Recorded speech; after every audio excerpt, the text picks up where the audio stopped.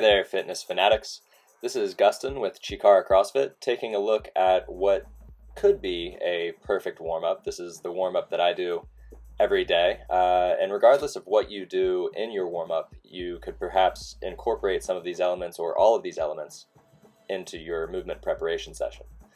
So for me, it starts with a barbell. I'll do 10 overhead presses. And so what we want to think about is, what should a warm-up be? And a warm-up should warm up your tissues, it should elevate your heart rate and your core temperature, and it should prepare movement. So all of these address some or all of those elements. So again, I did 10 shoulder presses and then now 5 back squats. That's upper body then lower body. Again, taking the shoulders through that overhead range of motion, and then taking the hips, knees, and ankles through that flexed range of motion needed for squats.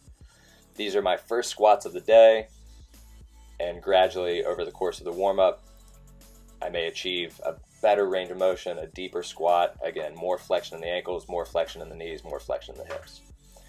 From there, I do 10 behind the neck shoulder presses. This is a great drill for preparing for jerks. Again, that position directly over the traps, pressing up from the shoulders, is the kind of true, stable, solid overhead position. A little bit more warming up of the tissues and preparation of that movement. Heart rate's not quite getting elevated just yet. From there, I do 5 front squats, again, just further preparing that squat pattern, knee, hip, and ankle flexion, while also focusing on that rigid, stiff torso and extended spine. This may also be a good shoulder stretch for some of us in that rack position. From there, it's ankle and foot prep. Now, I wear these Merrell barefoot shoes, so doing these hops really warms up the bottom of my feet, that plantar fascia. This is something you may want to incorporate if your ankles or feet feel stiff, particularly for jump rope or box jumps. So I do a couple different jumping patterns. Right now I'm kind of doing a jumping jack pattern, just straight up and down. From there I go lateral. In CrossFit we don't do a lot of lateral movement. A lot of the time it's just straight forward. But this may help you, again, with that lateral kind of aspect of movement if you do more cutting or running in your sport, for example in soccer or football. At least doing this bare minimum to prepare your ankles for side-to-side movement. From there I do single foot hops alternating, again just further preparing, warming up that tissue. This may also get the heart rate elevated a bit. Not really preparing any particular movement here, but again warming up the tissue and elevating the heart rate will then assist in the other exercises performed. So this is another kind of just element that you can incorporate into your warm-up if you so desire. From there I do a kind of a modified Cindy, so incorporating the elements of Cindy, that push-pull squat pattern. I'm back to air squats here. Already done the barbell squats, the loaded squats. So now tissues are getting warmed up, I'm getting a deeper range of motion, and again just preparing that movement pattern, because almost no matter what you do in CrossFit you'll likely do some squatting. From there I go into the push pattern, so basic push-up to down dog. This covers the forward aspect of pushing as well as the overhead aspect, carrying on from those barbell overhead presses I did at the start. This is also great wrist and hand and finger preparation if you do a lot of handstanding. This is a good first step to warming up your hands for being planted on the floor. And again, that overhead position. You can see here too, I'm relaxing my ankles, so stretching the calves and hamstrings a bit. This is some classic kind of yoga as well as CrossFit movement prep. So I do 10 repetitions here. My feeling is that you need potentially more repetitions in the upper body initially to get warmed up, as when you perform your lower body movements such as weighted squats, you're going to do all those warm-up sets anyway, so that's going to further warm up your lower body. From there I do 5 or 6 pull-ups. Again, that overhead pulling motion. I opt for strict chest to bar. Of course, chin over bar are also great, but do try to keep these strict, and I do prefer to do these after doing the push-ups, as the push-ups tend to warm up the tissues of the shoulder in preparation for this pulling pattern. From there, I'm generally all warmed up. I come back to the barbell. Now I'm going to do some overhead squat work. So this starts typically with a couple behind the neck presses, and then I get into the overhead squat. So this is really just in preparation for the next step, but again, a few more repetitions of squat in that overhead position. By far one of the most beneficial things you can do for really all of your fitness and range of motion needs is the overhead squat. It's preparing the wrist, the shoulders, the upper back, the hips, the knees, the ankles. It's covering really the entire aspect of the human physique. So I highly, highly recommend that you incorporate overhead squats into your warm-up. Particularly this next phase where we do overhead squat holds, which I've covered in another video before. So again, by far the most transformative thing you can add to your warm-up, if you see anything that you take away from this video, would be this. It takes about 5 minutes, and most of that is rest. It's 3 minutes of rest in between sets. So all it is 2 sets of 45 seconds overhead squat hold. I've built up to the weights that I use. You could just use a barbell and it would still be beneficial. Here I can be seen using 40 kilos at a body weight of about 80, 82 kilos. So that's kind of where you can work towards. Later I'll be using 60, but again, what you can see here, I'm just hanging out in the bottom of a squat. I'm kind of testing different ankle positions, different knee positions, different hip positions, all while supporting a barbell overhead, which is warming up that wrist extension, that shoulder flexion, that upper back extension that we will need whether you're doing Olympic lifting, hand balancing, or almost anything athletic, especially in CrossFit. So it's 45 seconds here at the bottom. This is more movement prep. This is more warming up of the tissues.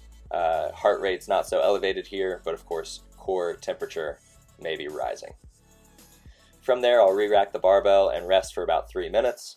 During that 3 minutes, I might write the day's program or do a couple of other work-related tasks. From there, I load up 60 and I do the exact same thing again, just with more weight. Again, this is at a body weight of about 80 kilos. So this 60 is about 75% of my body weight. That would be the upper range of what you would ever need to do, I think. Of course, if you feel like doing more, feel free to prove me wrong, post your videos, and be sure to tag us. Again, there are few things that you'll find that will be more transformative performed over the long term than these overhead squat holds. Preparing the upper body for that overhead extended pattern, and then the lower body for that completely flexed pattern at the same time. Anytime you see those kind of weighted kettlebell on the knee, ankle stretches that are pretty popular, this covers the same bases as those. Any banded stretch you may see, that time in the bottom of the overhead squat, it's loaded and you're in that full range of motion. Again, very, very transformative, performed over the long term.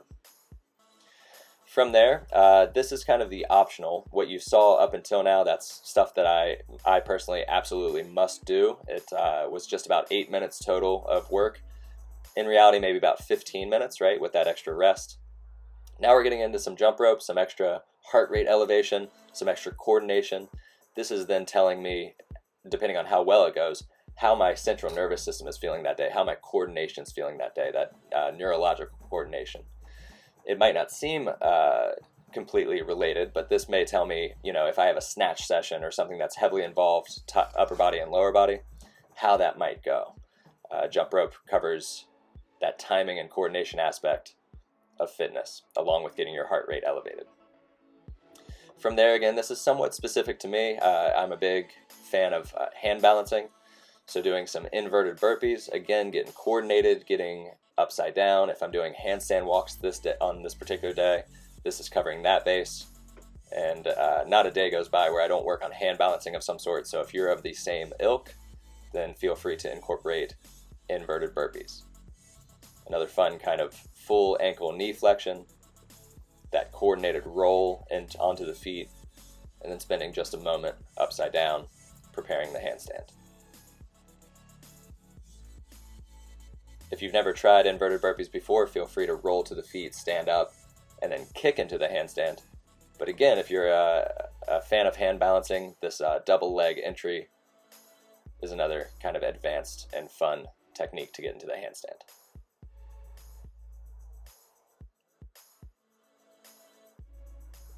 Never hurts to prepare the wrist, the hands, the fingers. Those are all just tissues like anywhere else in the body. From there, some more lower body prep. I do these catcher squats. The target here is full knee flexion. So you can see knees are fully closing. What you can't see currently in this shot are that my heels are up, but my ankles are relaxed. So this could be a catcher squat in some circles. The key, again, being that full knee flexion and a good stretch for the ankles and feet as well.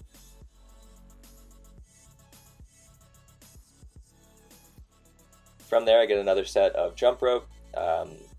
Initially, when I started this, I was doing sets of about 30 to 50, and now I do right around 75. But again, it's about a minute of jump rope. If you're working on double unders, then this consistent daily practice may really be beneficial for you. Another option for working on double unders would be just setting a clock every day for 5 minutes and working on double unders every day for 5 minutes.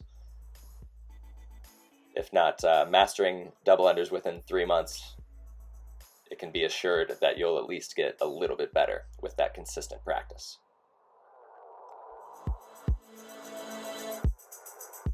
So by this point, all my tissues are warm, all of my ranges of motion are set, core temperature is elevated, heart rate is elevated. Total movement time is about 11 minutes. Total time with rest now is looking at about 20 minutes. And with this final set of movements, we have a little forward fold for some hamstring stretching, which would help with the hinging patterns, whether it's deadlift or cleans or snatches, as well as the Cossack squat, preparing the full knee flexion needed, as well as more especially the hip flexion needed for a lot of our athletic movements. So I do 6 alternating Cossack squats with that hamstring stretch in between. Again, big stretch for the ankle, full knee flexion, full hip flexion. Feel free to use your hands for balance or support if needed. Feel free to weight the movement if that's more up your alley.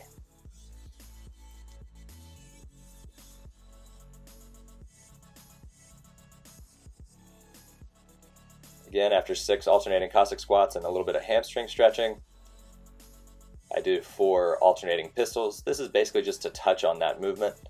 The pistol squat is not a necessary part of fitness. It's something that pops up on CrossFit.com every once in a while.